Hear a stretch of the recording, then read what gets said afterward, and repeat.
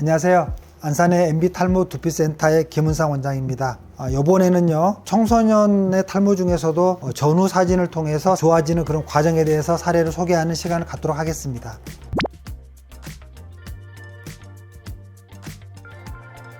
이제 발모벽으로 인해서 발생한 부분 탈모 증상을 치료하면서 개선된 사례입니다. 상기 사진처럼 이렇게 여러 곳에 다발성으로 부분 탈모가 생겨서 네오나시였습니다. 치료 과정을 보게 되면 환자가 성격적으로 굉장히 내성적으로 말이 없는 편으로서 스트레스나 또 화가 나도 표현을 잘 하지 못하고 결국에는 이제 자기의 머리를 뽑는 등의 어떤 그런 충동을 조절하는 그런 행동으로서 발모벽 패턴을 보이는 환자입니다. 그래서 꾸준하게 일주 간격으로 두피 관리와 또 모낭 주사를 통해서 발모 치료를 한 3개월 정도 한 결과 좋아진 케이스가 되겠습니다. 남자 환자의 이제 원형 탈모가 발생해서 내원한 탈모 치료 사례입니다. 이 남자 환자 같은 경우에 이제 병변내 주사요법, 보험이 되는 이 치료법을 꾸준히 하고요. 또 상담 치료를 통해서 학업에 대한 부담을 많이 내려놓게 하면서 탈모가 점점 개선되는 그런 케이스입니다. 아마 한 4개월에서 6개월 정도 치료하시면 좀 더 발모가 이루어질 것으로 예상하고 있습니다.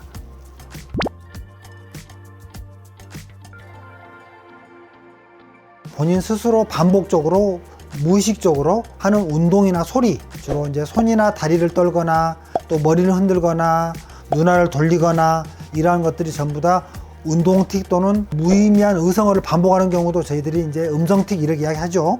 그래서 이러한 틱 증상이 나중에 자가 모발을 잡아 뜯는 발모벽과 동반되는 경우들이 이제 생기게 됩니다. 원형 탈모처럼 동그랗게 빠지긴 했는데 원형 탈모는 또 틀려요. 끊어지는 모발들이 자꾸 보이는 것이 특징입니다. 스트레스성으로 빠진 원형 탈모와는 경계가 뚜렷하거든요. 그리고 표면이 아주 매끈매끈해요. 그래서 이런 원형 탈모의 어떤 양상과는 발모벽에 의한 탈모는 육안적으로도 현저하게 구분이 될 수가 있겠습니다.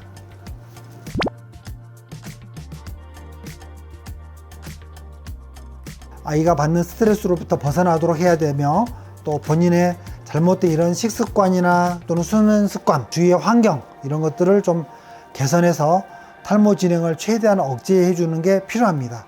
특히 또 이 사춘기는요, 아시다시피 성장이 있기 때문에 두피에 여드름이나 기름기가 많은 지루성 두피 또는 두피염 또 모낭염 이런 것들이 많이 생기는 시기 아니겠습니까? 그래서 하루에 한두 번 정도 샴푸를 꼭 할 수 있도록 해주면서 지루성 샴푸를 특히 쓰도록 하는 것이 좋겠습니다.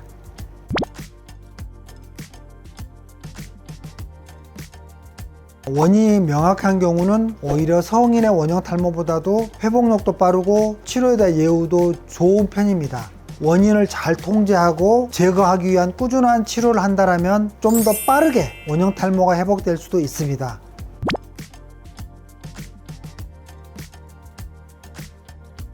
흰머리가 나면서 서서히 다시 검은 머리로 복귀하는 경우들도 많고요. 모두 다 정상적인 과정이기 때문에 걱정하실 필요는 없습니다. 원형 탈모의 치료 기간은요, 탈모의 진행 정도에 따라서 좀 다를 수가 있지만은 진행기에서 회복기로 넘어가는데 보통 한 2, 3개월 정도, 기간에서 이제 머리가 잘 자라는데 또 한 2, 3개월 정도 소요가 됩니다. 그래서 빠르면 한 3개월, 늦으면 한 6개월 정도면 일반적으로 개선되는 것이 보인다고 하겠습니다.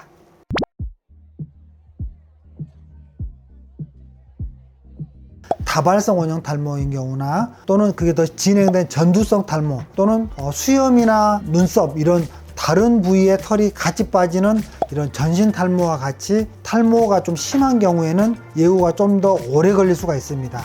이렇게 그림에서처럼 건선이랄지 또는 아토피 피부염이 있거나 지루성 두피염 다른 질환이 동반된 경우에도 치료가 좀 더 더딜 수가 있습니다.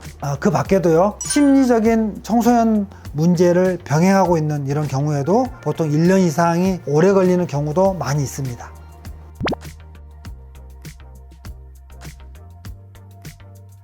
일단 스트레스를 주 원인으로 볼 수가 있겠습니다. 과거의 어른 세대보다도 훨씬 많은 스트레스와 또 현대인들의 식습관과 수면 습관의 불량 이런 것들이 겹치면서 과거에보다도 훨씬 청소년들의 탈모 시기가 빨라지고 많아졌다는 것이 문제입니다.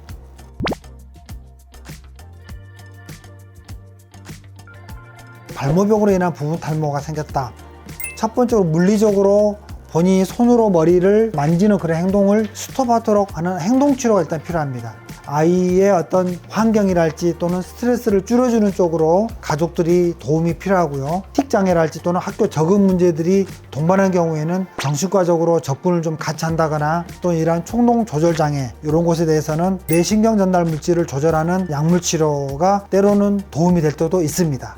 또 스트레스로 인해서 이미 많이 진행돼 버린 청소년 탈모 같은 경우들이 있는데요. 청소년 탈모는 유전적인 경우도 있고 또 환경이 원인인 경우도 있지 않습니까? 스트레스 풀한 환경을 개선하는 것이 굉장히 중요합니다. 식생활이나 또는 수면 습관 이런 것들도 꼼꼼하게 점검을 해야 됩니다. 18세 미만인 경우는 청소년으로 들어가기 때문에 아직은 탈모 약물이 허용되지가 않습니다.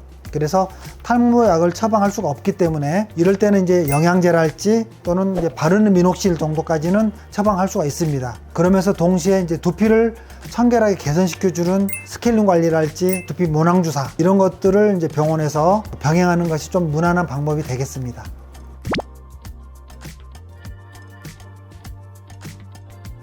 부모님들이 대부분 학생이 무슨 탈모 치료냐 이렇게 막 꾸짖거나 공부 먼저 하라고 이렇게 그 학생의 의견을 무시하는 경우들이 많은데 그러면 안 되죠. 적극적으로 그 아이가 걱정하는 염려를 존중을 해주고 또 행동으로 보여주는 것이 굉장히 중요합니다. 그렇지 않으면 이제 아이가 학습에도 집중하지 못하고 또 학습 능률도 떨어져서 자신감도 자꾸 상실을 하게 되는 등 어떤 대인관계에서 문제를 야기하기도 합니다. 적당한 신체 활동을 통해서 아이가 면역력을 키우고 또 고민에 대해서 지속적으로 받고 있는 그런 스트레스를 해소해 줄 수 있도록 하는 것이 바로 이 소아청소년기의 원형 탈모를 예방하는 가장 좋은 방법이 될 수 있겠습니다. 상당 부분에 있어서 이런 소아청소년기에 보이는 원형 탈모가 자연적으로 회복되지 않고 점점 악화되고 있는 그런 경우들이 많이 있죠. 주 1회 정도 병원 치료가 반드시 필요하며 또 이런 가족 상담도 필요하다라고 하겠습니다. 오늘은 소아청소년에서 발견할 수 있는 원형 탈모나 또 발모벽에 대해서 이야기를 해봤는데요. 만약에 이런 원형 탈모나 또 발모벽으로 인해서 탈모 증상이 많이 진행이 돼서 악화된 상황이 발견된다면 더 늦기 전에 전문 의료기관을 찾으셔서 정확한 진단을 하시고 거기에 따른 적절한 치료에 임하시는 게 필요합니다.